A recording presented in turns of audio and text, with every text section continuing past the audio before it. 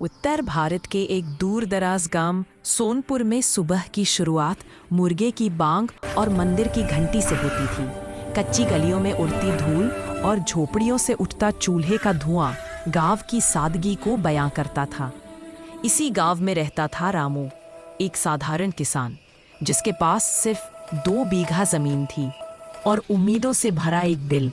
रामू की पत्नी सीता हर सुबह चूल्हा जलाती, पढ़ाई मन लगाकर करना। गरीबी शर्म की बात नहीं, लेकिन हार मान लेना सबसे बड़ी गरीबी है। मैं मेहनत करूंगा, आपका नाम रोशन करूंगा। गुड्डू, पढ़ाई कभी मत छोड़ना। गरीबी किताब से नहीं, बिना किताब के आती है। तेरे शब्द हम जैसे लोगों की आवाज है। बाबा, अगर मैं ज्यादा पढ़ूं तो क्या हम गरीब नहीं रहेंगे? मैं मेहनत करूंगा, आपका नाम रोशन करूंगा। अपने बच्चों गुड्डू और चिंकी को बिना जूतों के स्कूल भेजती। सपने नंगे पैरों में थे, लेकिन आंखों में चमक थी। फिर वो साल आया जब बारिश ने गांव से मुंह मोड़ लिया। फसल सूख गई, कर्ज बढ़ने लगा। साहूकार लालचंद की आवाज हर हफ्ते दरवाजे पर गूंजती। पैसा आज नहीं है, पर मेरी इज्जत आज भी मेरे पास है।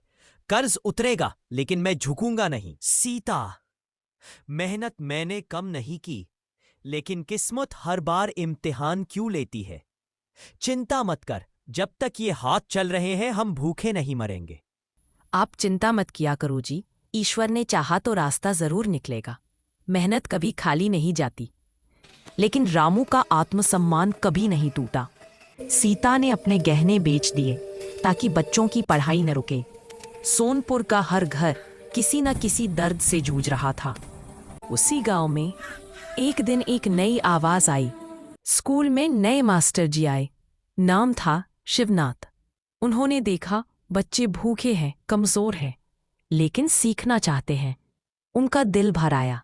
उन्होंने गांव से कहा, अगर हम साथ चले तो कोई हमें नहीं रोक सकता। धीरे धीरे मिड डे मील शुरू हुआ। बच्चों के चेहरे खिल उठे। शाम की कक्षाएं लगी। गुड्डू गणित में चमकने लगा। चिंकी कहानियां लिखने लगी। महिलाओं ने स्वयं सहायता समूह बनाया। सीता के हाथों ने पहली बार कमाई का स्वाद चखा। जब लालचंद बोला, गरीब कभी आगे नहीं बढ़ता, रामू खड़ा हुआ और बोला, हम गरीब हैं लेकिन कमजोर नहीं। गांव एक हुआ, तालाब साफ हुए, पानी बचा, मेहनत बढ़ी और फिर बारिश आई। धरती मुस्कुराई, खेत लहलहाए, कर्ज उतरा, बच्चे आगे बढ़े और सोनपुर अब सिर्फ गांव नहीं रहा, वो बन गया उम्मीद की मिसाल। क्योंकि सच्ची अमीरी पैसों में नहीं, मेहनत, शिक्षा और इंसानियत में होती है।